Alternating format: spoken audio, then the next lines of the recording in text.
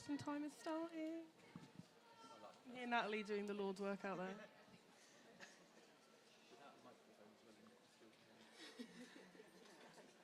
We were trying to gain access to. We were trying to gain access to the tannoy because there is one, but in the end we just went with shouting. Yeah. Is that? Oh, it is on. I'm just not close enough. Is this one? Yeah. I don't know. I'm socially awkward. I don't know where to stand.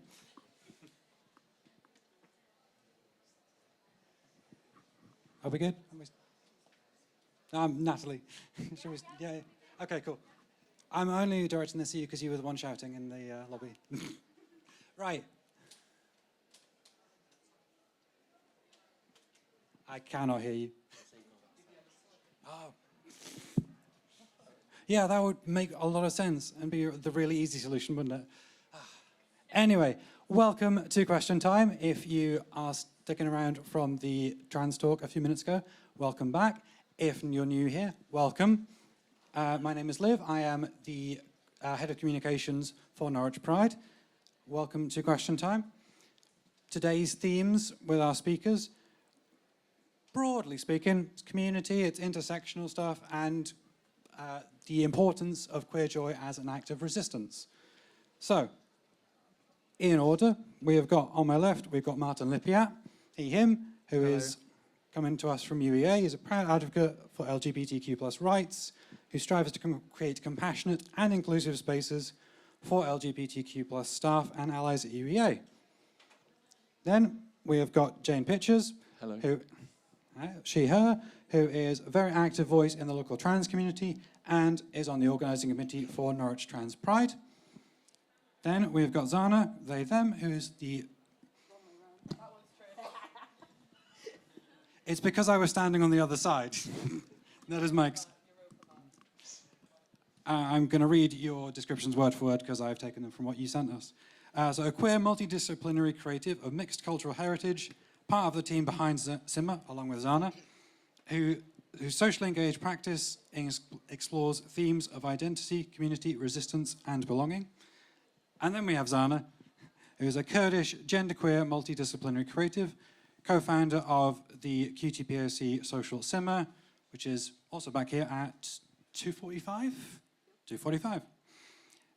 Founded Disappointment magazine, part of the Queer Fest team, co-runs Dada Drag, and is on the Norwich Trans Pride committee. That is an exhausting amount of stuff. I also have a full-time job. I don't know why. We won't go into it now, but how? So yeah, we've got 3-4 questions for you, depending on time. We will also have time for you, the audience, to ask our guests questions.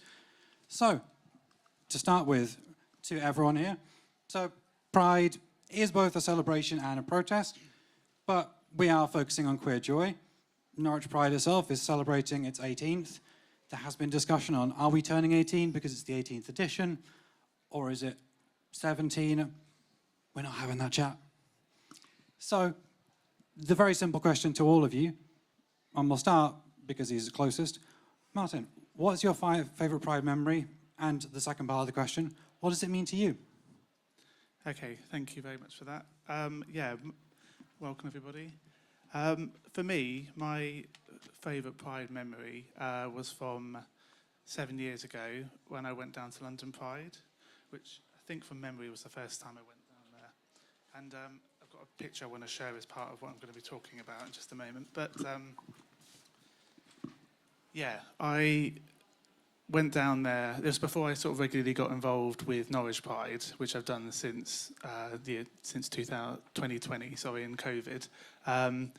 And that year, I really enjoyed sort of being part of London Pride, and I went down with a few of my friends.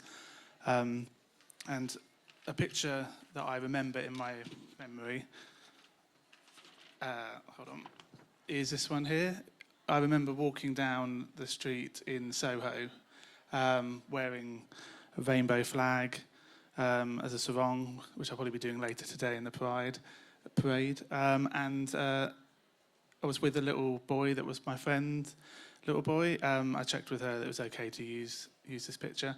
And And I just remember feeling really liberated and happy and proud to be sort of like that in central London on that day in 2019. So, yeah, and I just feel, for me, that's important to everybody to be able to feel that in their, wherever they are. So, obviously, Norwich is considered quite a liberal city. People may not feel particularly comfortable doing that everywhere.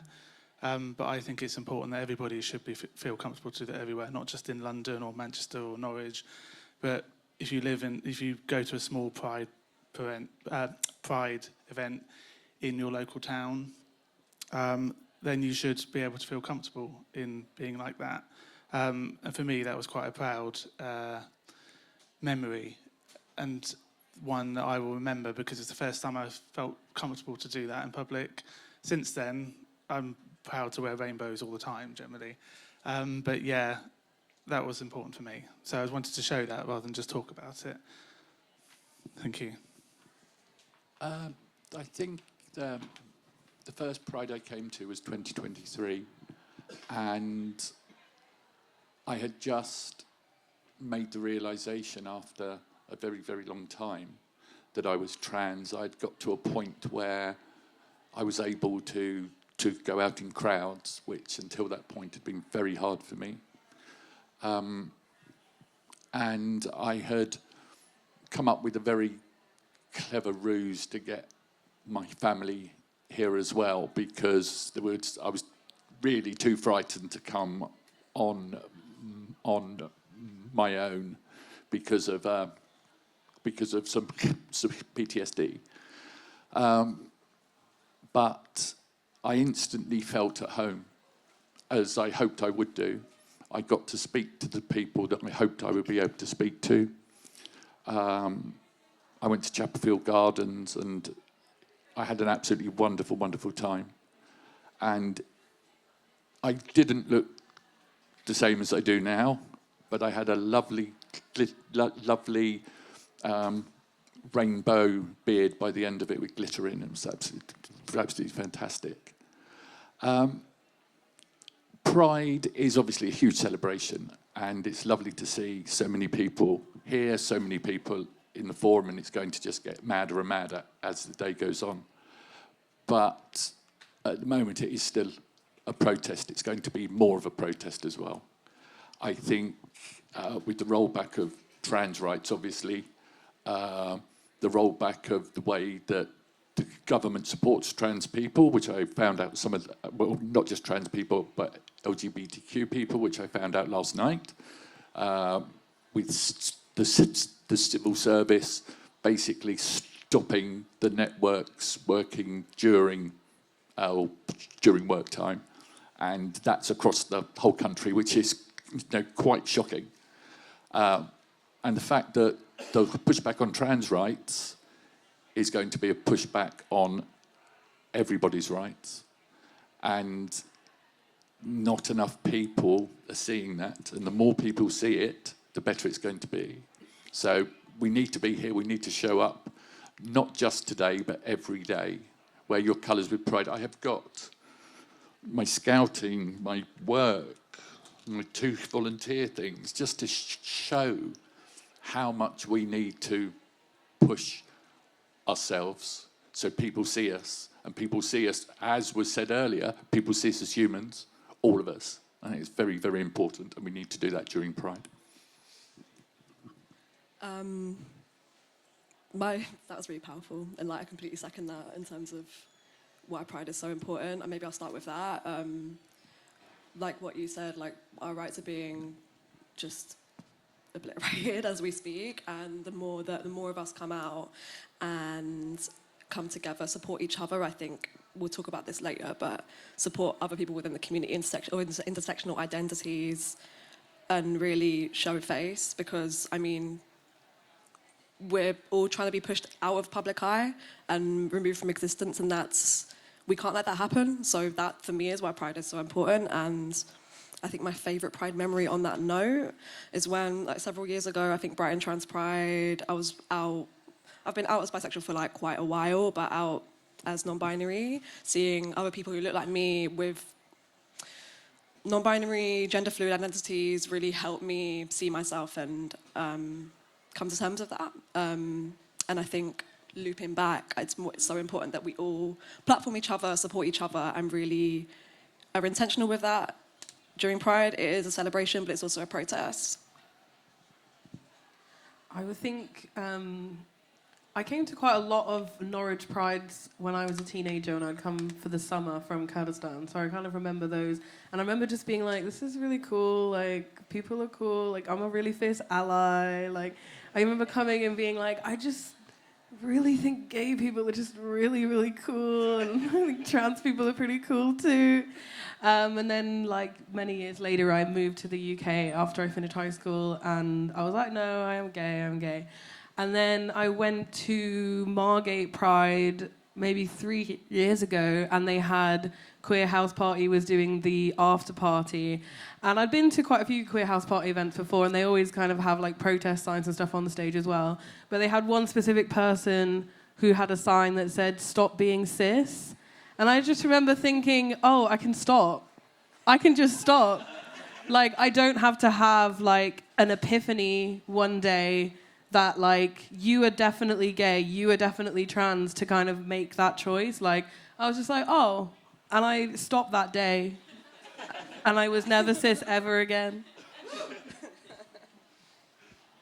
I mean, it was very similar for me in that, like, not at a Pride event, but I just sort of realised one day, I was like, oh yeah, I don't have to be. We can just stop. Yeah.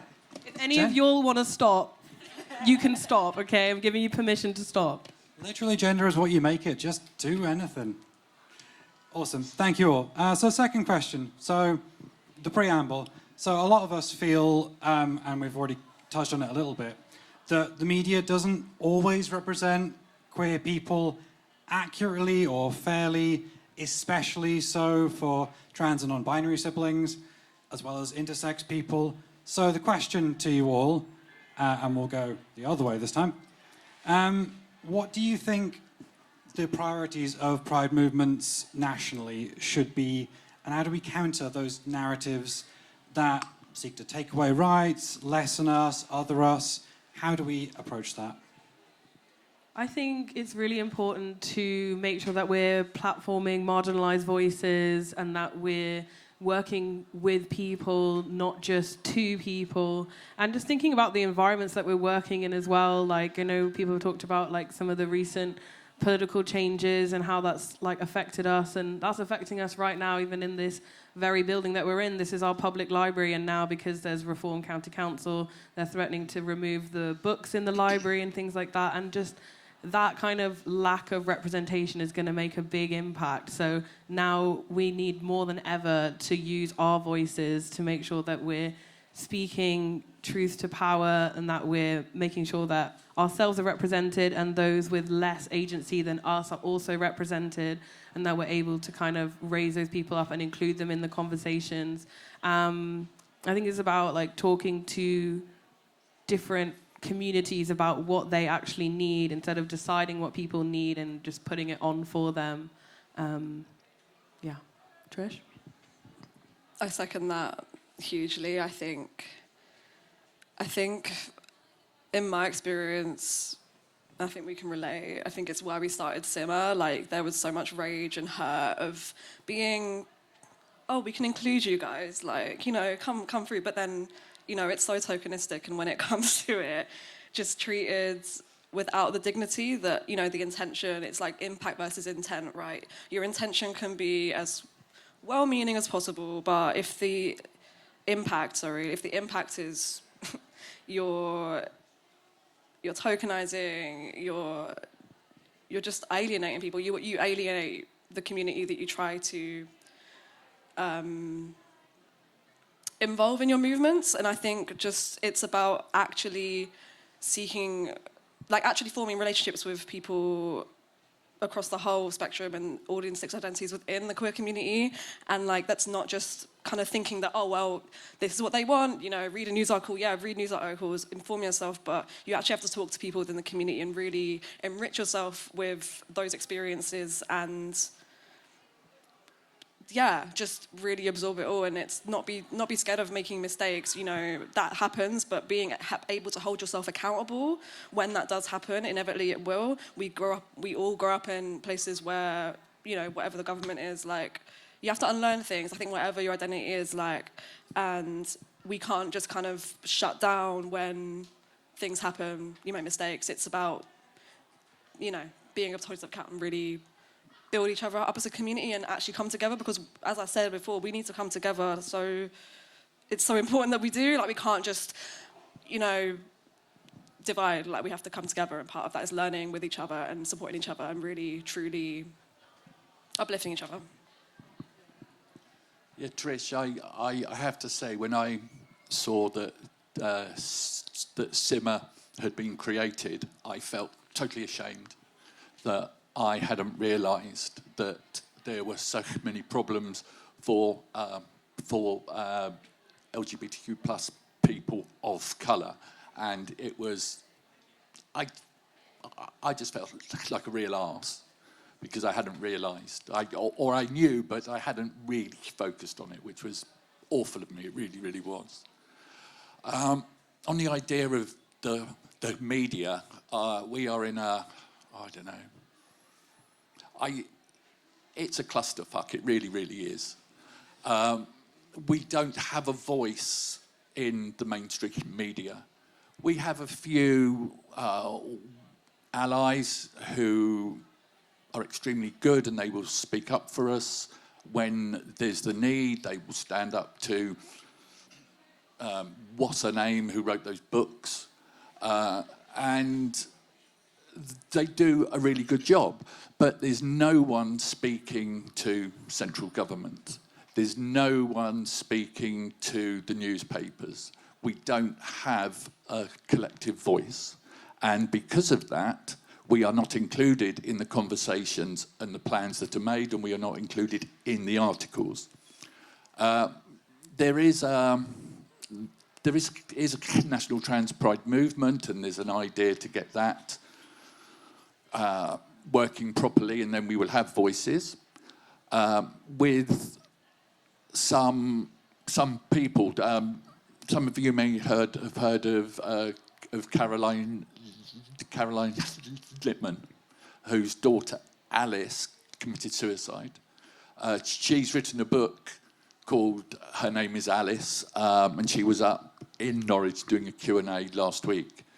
She was an NHS psychiatrist, so she knows what's happening. And what she said about the fact that there's nobody in Whitehall that cares.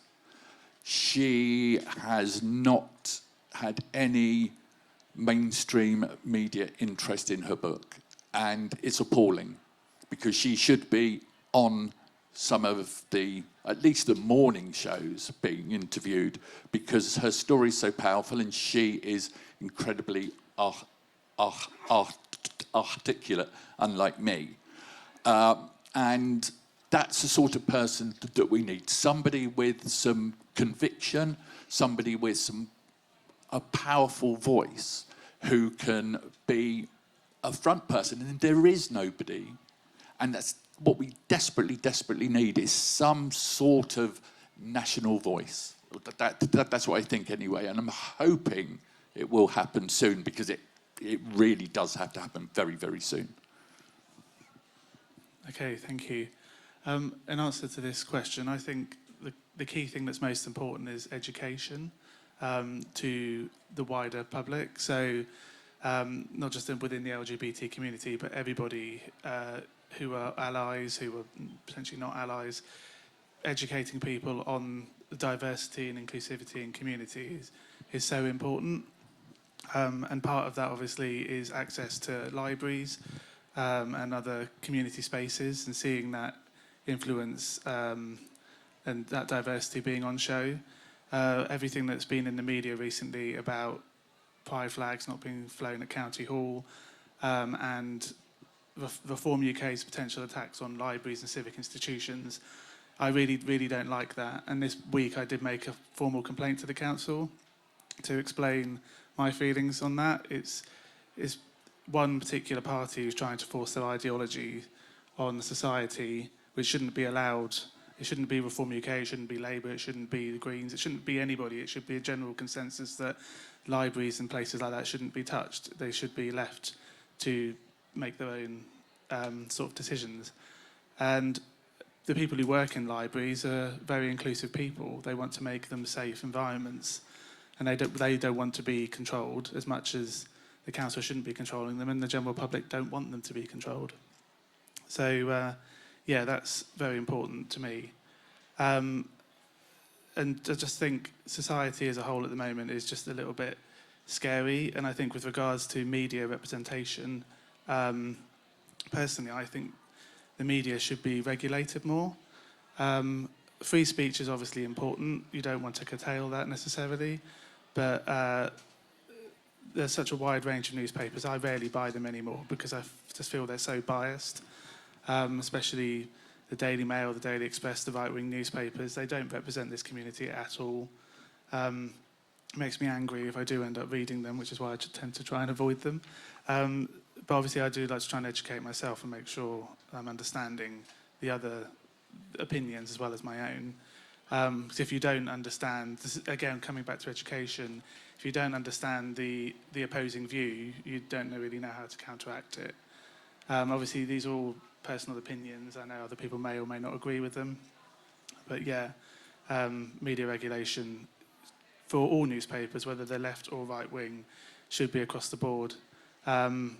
Just an example, I know this isn't necessarily Pride related, but I'm surprised Prince Harry didn't win the case against the Daily Mail about phone tapping and all that sort of thing, because everybody knows they're corrupt. They've basically admitted it, but they found in court that that isn't the case. Again, that then makes people trust the legal system, whether they trust the legal system or not, or I don't know. There's so many other bigger things. I mean, I don't want to go down a rabbit hole of politics, but yeah, I think the current government and where we are with the Labour Party, they've got a lot to prove in the next few years. Andy Burnham has got a lot on his shoulders, and I personally have supported the party. I know that may not be a popular thing, and I will continue to do so at the moment. However, what Andy Burnham does depends on whether I continue to support them, because I wasn't happy with how Keir Starmer's government handled the Supreme Court ruling and the guidance since then. So I'm watching that very closely. Yeah. If I can just jump in on the education thing, because that's like my bag and stuff. I work at the minute. I work at City College. I've got a new job starting in September as a wellbeing advisor. So I'm going to see in that role a lot of new trans and queer kids. They might not have even come out of high school because they were scared to do so, but they see college. Why they would see that college as a safe place, I'm not entirely sure, but they will make these changes. The new legislation for keeping children safe in education is going to affect my job hugely. I saw some advice from Sex Matters that under no circumstances should children be allowed to wear the uniform of the opposite sex, ever.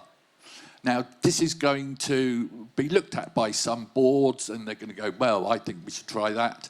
But there's going to be other things as well. I am almost going to have to deny I exist and tell a student they don't exist. Otherwise, I might risk losing my job. And I'll do it, to tell you the truth. I'm not that tied to the place. But I'm panicked because when I had the interview, I was asked, now, is there anything that you might have on your socials that may be seen as a safeguarding risk? And I'm sat there and I'm thinking, well, I am publicly out and I'm an activist. Maybe in the future they will. Maybe in the future a trans educator will be seen as a risk. And that scared me witless. And I had a very, very bad night's sleep after that. Because that creep into our everyday lives seems non-stop. And I don't know what's going to change it. As Martin said, maybe Andy Burnham will put pressure on the EHRC to roll back the guidelines a bit. Maybe the Keeping Children Safe in Education guidance will be not adhered to as strongly because leadership says this is over the top. But we'll wait and see, because quite frankly, the other option seems to be reform, and that scares me shitless. It really does. Yeah, it scares me as well, the reform government. So. Awesome, thank you. And it's an interesting point on the HRC as well, and what you said about like that no one in my hall cares, because like the EHRC guidance went through 40 days in Parliament, wasn't debated, wasn't discussed, wasn't brought to the trans community. We didn't get a voice in that kind of, it's not law, but we didn't get a say in how that affects us. And so, yeah, as you've said, education is key. Also, like, if you want to go into any political rabbit holes, please do. This is the place for it. Fair enough. You want me to get me started, because we might be going all well into the Pride parade. Well, I mean, for time, we'll move on to the next question. So we've, again, already kind of touched on it. So both online and in a sort of the non-online real life, we have seen a sort of increased issues with a lot more hate directed at our wider community. So, opening this to anyone who wants to answer, based on your experiences, how can people foster more empathy for us as a community and put that into action for each other? And again, that's to anyone.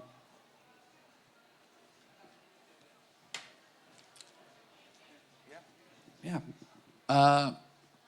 If I get into arguments with people, especially online, I try my hardest to stay calm. I don't respond with equal nastiness, and I will point out to them if the conversation starts to deteriorate that, you know, this is very much a them problem, that you don't have to be nasty, you don't have to be mean. I had, this is obviously quite sad. I had an argument with a gay man who ended up calling trans people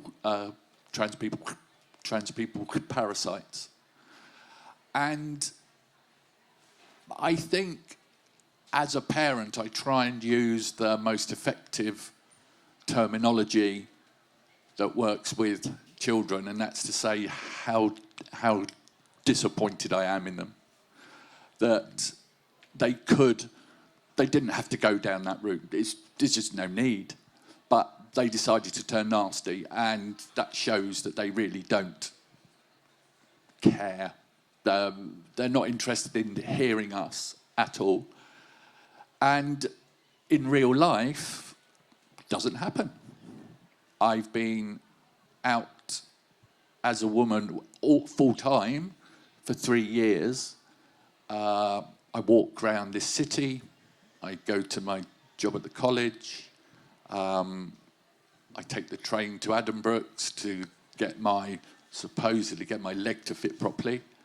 And I get nothing at all. So once people, and this was brought up earlier, once people know trans people, once people have seen trans people, I'm not on a train singing and dancing around, I'm not on a train sticking stickers anywhere, I'm on a train trying to sleep. And once people see anyone in the community as human, they change their minds quite a bit. And we have to allow them to change their minds, and that means sometimes having to be the bigger person. I've had that fury that's made me wanted to fight back. And all it's done is eat me up. And I'd say to anyone that's thinking about what they can do in terms of protest, don't think on the national scale. It's very tempting to do so, but don't think about locally. What can you do locally for your community? Volunteer here, join Norwich Trans Pride. There's far more things. Volunteer for the LGBT project. You can show people that you are just a person. And that's what I would like to see. That's how I fight back. I'm just a person. And yeah. I think what we need most of all is allyship, like within our community, from people with outside of our community. And I think we've lost sight a little bit about what allyship really is, because it's a little bit kind of what Jane was touching on about her work and feeling that, you know, there's a vulnerability there and that if she does her activism, it might impact her job. But allyship in its true form does cost you something. If it feels really good, it's probably not making a very big impact. You know, it's great to wear a badge, it's great to fly a flag, it's great to represent marginalized identities through what you wear and how you walk around in the world, but that often doesn't make the impact that you might think it does. What you really need to do is be in situations where you are uncomfortable and you do feel like it is costing you something, like for the example with Jane, or I just noticed this a lot. I kind of just over time became much more of a, I guess, politically engaged person, and that does then ostracize me from certain communities, from people who want you to be palatable, who want Pride to be about rainbows and talking about how lovely it is to come out and how, like, what a beautiful experience it is. It isn't for a lot of people. It's really, really difficult. And even kind of narratives around, like, you know, things in the UK are really bad, or how bad they used to be and how much better they are now. I always think in a more kind of global sense, as somebody who didn't grow up here and has lived in a lot of different countries. It's been a struggle, and it continues to be a struggle for a lot of people. Like, I find it hard when people are talking about, like, oh, you know, now in the UK you can walk down the street holding hands and that means that we've, like, achieved something. This is literally just barely what we want, and it isn't the truth for most people, queer people living in the wider world. And I think that's really important to think about. And it also then becomes another layer when people are from QTPOC backgrounds and they come from families that are a lot less accepting than some more white families might be. And you need to understand that they're kind of carrying, like, a bit of a disproportionate load, and that not everybody has a beautiful coming out story where they were, like, loved and accepted. A lot of this was, like, forged in a lot of pain and a lot of suffering to get to the stage where we can be proud and we can kind of speak. But like I said, kind of also kind of what Trish was touching around in their last answer to the last question, the more things I get involved in, because people want to have marginalized voices included, they want people that are mixed race, they want people that have, like, had a different life experience, but then they don't expect us to have opinions about things, and they get upset when we, with love, give them our advice. And actually what they really want is just to tokenize us, have us in the pictures. The amount of times that, like, we go out and, like, Trish is photographed and then put in the promo for events, and then people who look like Trish turn up to the event and they're like, oh, yeah, there's that one brown person that we saw in the marketing. Okay, so, yeah, it's just, it feels quite disproportional at times. And as much as I try to get involved in so many things, sometimes, like, we do have to call it and we do have to be like, okay, we're not being listened to here, especially, like, when we've given as much as we can, and it is not our job to educate people at the same time. We're brought into different organizations, groups, opportunities to be representation, and then, you know, the kind of angry POC narrative comes out. So, you know, if you hear any rumors around town that me and Trish are absolutely nasty people, it's probably because they're a little bit racist and we told them that, and they didn't like it very much. And that's what I'm talking about. It costs you something. It should cost you something. So to wrap it up, my answer to the question is, be better allies, everybody. And you'll know you're doing it when it feels uncomfortable, when it feels like it's going to cost you something, when it feels like it's challenging you and you're challenging people that you might love and you might respect, but they're kind of not seeing things as they should. It's actually really important to speak then. It's easy to speak in a room of people that all agree with you and like you and already love you and care for you. It's much harder when you have something to lose. Yeah, that was brilliant. And just, I completely second that. And, you know, it should feel uncomfortable. And like you say, that's when you're doing the work right. And I just want to say, like, we all have so much power. I think with conversations that have been going on today, like, we're being pushed out of public spaces, we're being kind of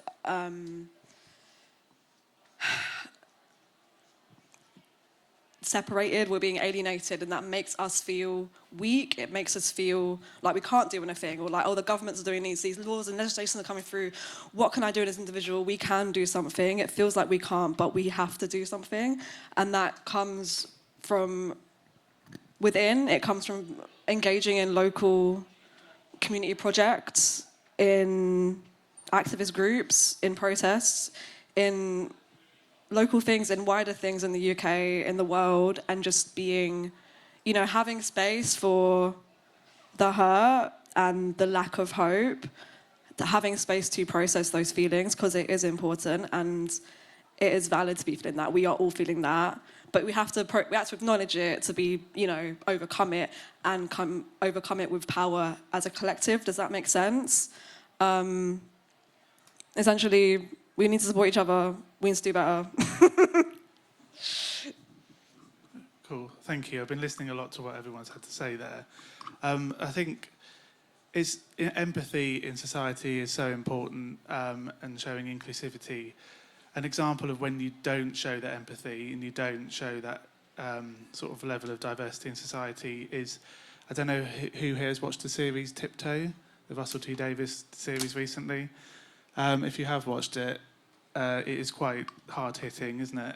And if you haven't, then I would recommend it, but I'd also give it a bit of a warning as well, that it is quite shocking. That's an extreme example of how, if you don't try to sort of encourage diversity, then the cold, hard rage, in inverted commas, that some politicians, I'm not naming names, have said in the past, that is how society will start developing if we don't counteract it, if we don't challenge it now. And that's so important to do that. And it sort of leads on to the point you were just saying earlier about challenging people. So the UEA LGBTQ Equality Network, which I'm a co-chair of along with another co-chair who's in the audience here. I won't point you out. So, unless you want to. Right, she sat over there. Anyway, so yeah, we held a panel event as part of our Pride Month events last month.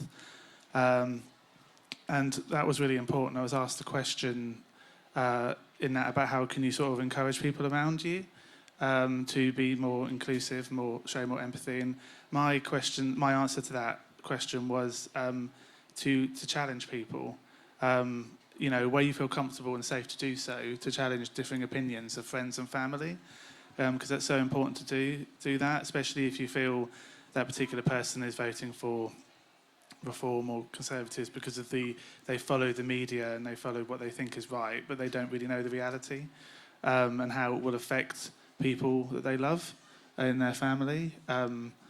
You know, if the Equality Act is taken away, that will not just affect gay and transgender people, it will affect women, it will affect so many different rights.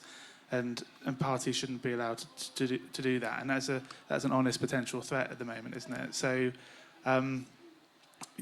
people vote and people stand by their views with emotion, and you need to sort of play on that emotion and say to people, this is what it will do to our community, this is what it will do to me if you go down that route of having that ideology and that opinion. And when you were saying about allies earlier, a key part of our network now at the UEA, earlier this year we brought 2 communities together. So initially it was an LGBT community called Staff Pride, which was just for LGBTQ plus identifying people, and then there was an allies community, and they were separate things. And obviously there was nothing really happening with the allies community, which was a bit of a shame. So collectively we've worked at the university with the EDI team and other key people to bring those communities together under one name and one banner. And we've been doing that now since the beginning of this year, and it's been really positive. One thing that's come out of it, going back to a point I made earlier, is about education. A lot of ally supporters in the network who've joined, either carrying over from the original network or as a new member, have said they want to learn. They don't understand some of the terminology. They don't understand what they can do to help. They want to know what to do to help. And so, yeah. And we've worked with a lady at the university who specialises in how domestic violence affects people, and that not just women, but the transgender and LGBT community as well. And her point is that you've got to feel uncomfortable to be able to be doing something effective.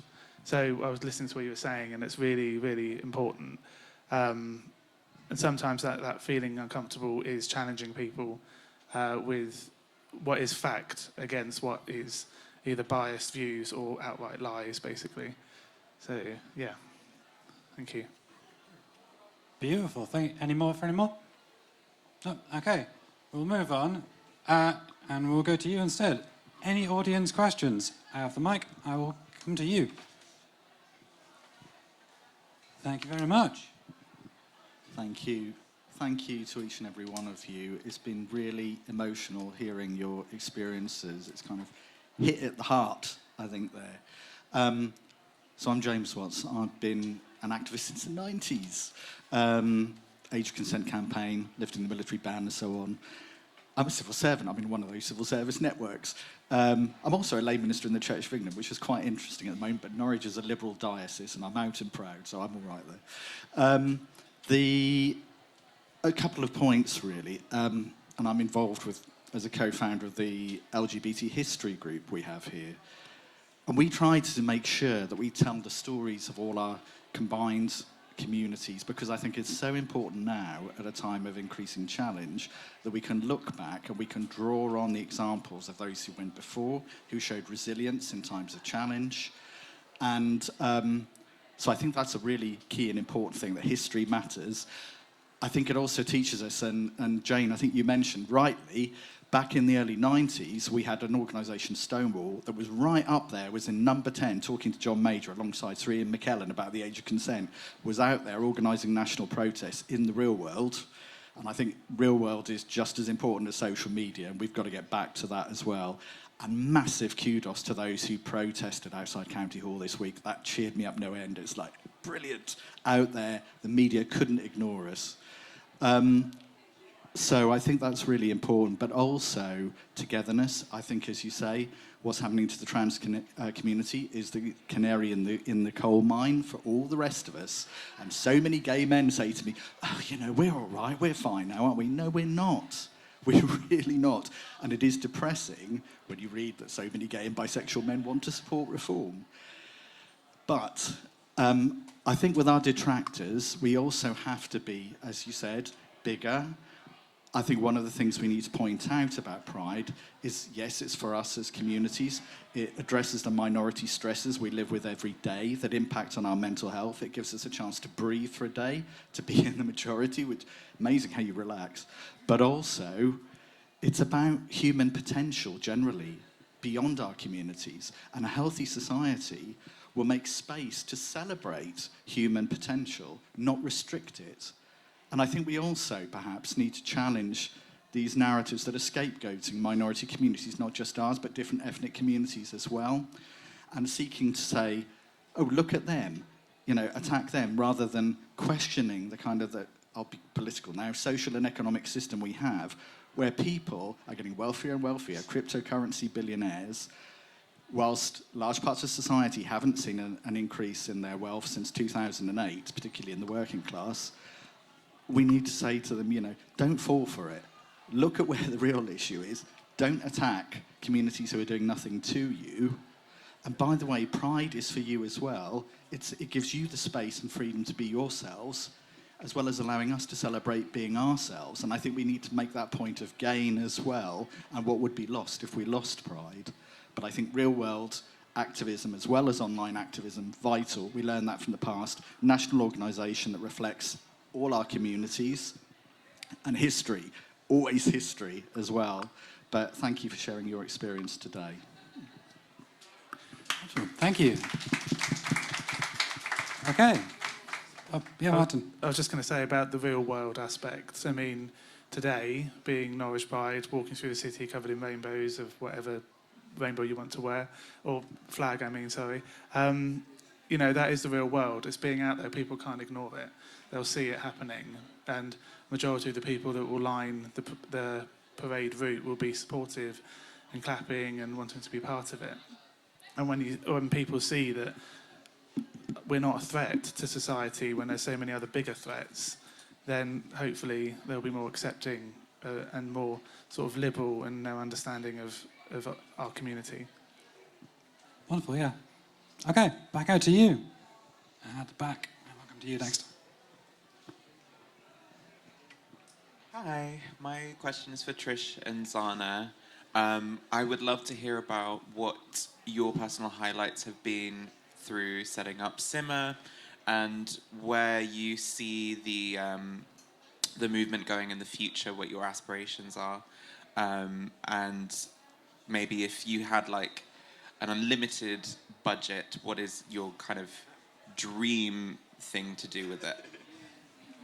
I mean, we've already kind of discussed it and tried to set our dreams into motion, so we shall see. I think one of my moments that I think back on a lot is after we did the first Simmer event, one of my friends came to me and she said that she didn't believe safe spaces existed until that day. And that just made me like cry and cry and cry. And, obviously we set it up because we were kind of felt very isolated, and coming together, we just realized how many of us there were and how much the space was needed, how much joy was there, and how much anger too. Like, we could speak openly about how we felt and our experiences, not having to worry about how that might land on the ears of white people and how they might feel uncomfortable hearing that. Just to be able to have that space to share and speak and talk about what feels good to us. In terms of future plans, I'll let you answer the first part of the question, then we can come back to that.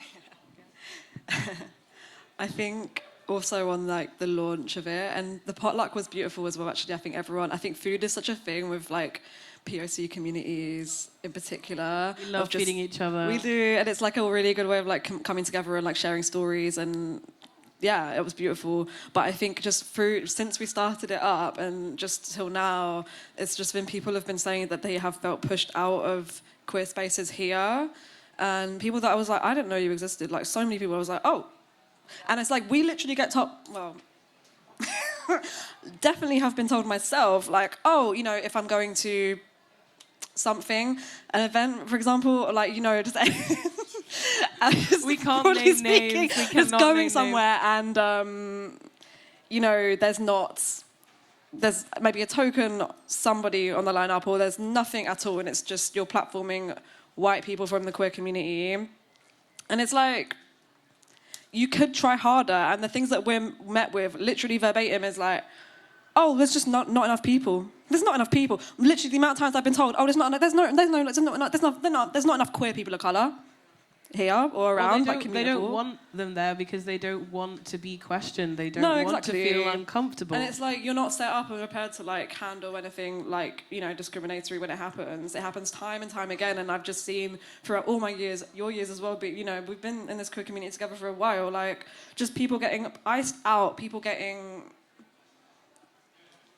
literally pushed out, alienated, villainized, and the community, you know, we just stay home. That's the reality of it.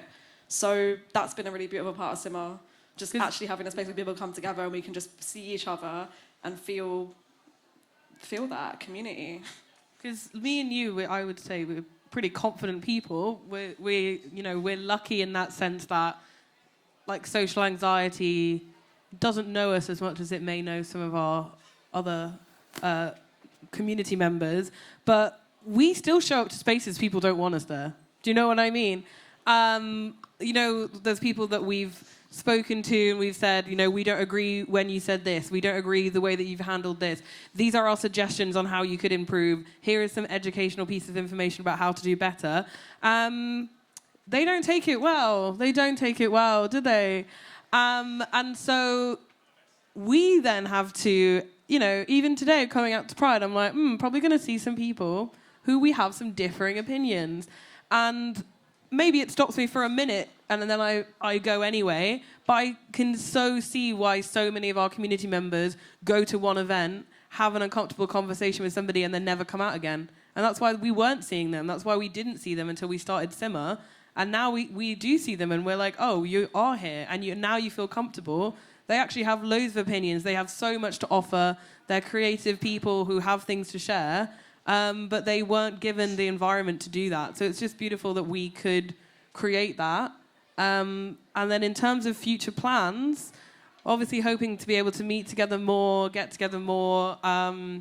We've also, you know, obviously it would be nice, Kieran, to have all the money in the world to do every single thing we want to do. But we have applied for a grant in the hopes to put on an exhibition which will be platforming all the different members of our community that want to contribute. And we were talking about maybe calling it something like, if you're not angry, don't come. Do you want to speak on that anymore? Yeah, because you should be angry. Like, with everything that's going on in the world right now, like, please be angry.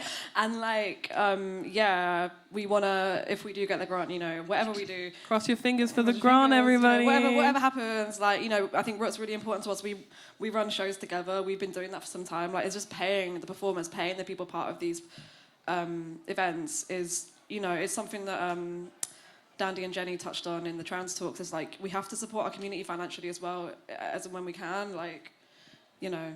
Yeah, it is work. It's work and it should be compensated for sure. I mean, obviously we do Simmer for free, but, you know, we should be paid. I say people should be angry, I mean, with the way society's going, but I would also say make sure you protect your own mental health as well. That's important because there's so much negative news going around at the moment that it's easy to get into a rabbit hole of depression and gloom and all that sort of thing. We can make a difference if we collectively work together and represent ourselves properly on social media and in real life. So yeah, be angry, but don't let it get you down. Thank you. Right, we've got time for one more question. I was going to come to you. Love your earrings, by the way. My question kind of touches on your point. I'm just kind of interested in your opinions on like activist burnout and how you do protect yourselves, because I think for a lot of us, that like fighting, hitting that wall and feeling crushed over and over and over again is exhausting. And yeah, I think I've hit that point a little bit recently where I'm like, it feels very easy to feel like, what's the point? What can I do here? And I just would love to hear your opinions on how you manage that, like protecting your own mental health in that fight.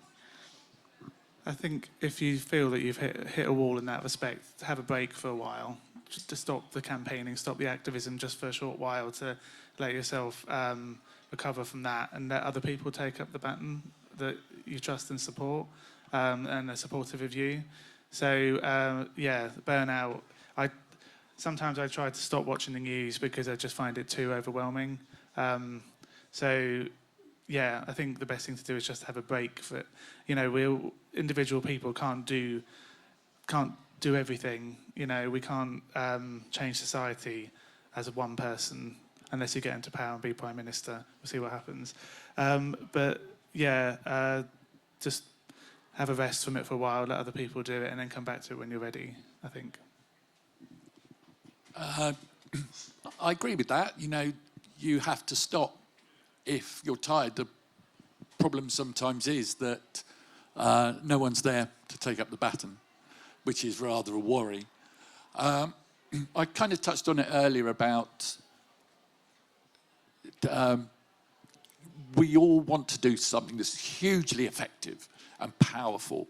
I had this wonderful, wonderful idea that I was going to somehow organise the collection of thousands of Harry Potter books, just thousands and thousands of them, get them from different parts of the country, get them brought in all together, then go and return them to the author and the publisher. And part of that would be to get complete sets of said books, and for the people that have handed their books back in an amnesty kind of thing, you won't get any judgment, you just hand it back, is to write how that author had affected their life in a negative way by her funding of anti-trans groups. And it was, oh my God, I wrote to the author, Juno Dawson, said, do you want to be part of this? I wrote to Trans Kids Deserve Better. It was driving me mad. And I got ADHD and autism, so it was constant. I just didn't escape it. And it was burning me out, there's no doubt about it. I told a friend, and she said, you can't do that. It's not going to work. What you need to do is think about doing something locally that you can affect, that you can be part of, that your work will help other people. And that was to join Norwich Trans Pride. And it's been a marvellous ride. Zana and Trish joined as well soon afterwards. We did last year's Slightly Wet picnic, and we did this year's absolutely brilliant picnic with 3 times the numbers. We did the wellbeing event last year. We did the film night. We charged for things and brought in some money. It was quite amazing. So people got paid. And it was, I felt like I was really doing something. And this year I had surgery early in the year, and I was pretty drained before this year's picnic, and we kind of started planning it a bit late. We could have done it a bit earlier, but we kind of didn't, did we? And I thought, I can't do this. But as it got going towards the date, I got more and more excited again. And I got that energy back that I had lost. It's completely gone now because it was incredibly hard. But that would be the thing I would say. We want to do something that is effective. Very few of us can do it on a national scale, which is why we don't have a voice. So do it locally. Do something locally. I know there's somebody here that got fed up with doing their thing at work and has decided to do things locally. And it's really, really helpful. And it was, you know, it helps people. We saw last night it actually helped somebody a lot. So, yeah, be local, and then it might spread out. For the sake of time, unfortunately, I do have to cut you off. Thank you all so much for coming. Thank you for your questions. Thank you for listening. Thank you to our guests. And also, she's hiding in the corner, thank you to Natalie for organising this. She has booked all of our speakers today, done an incredible job. Big round of applause for everyone. So yeah, that was question time. We have the march starting in about an hour outside City Hall. We'll have speeches from about 10 to 1. So, yeah, make your way out there. Have a lovely rest of your day. Thank you again for coming. Happy Norwich Pride. Happy Pride. Thank you, yeah.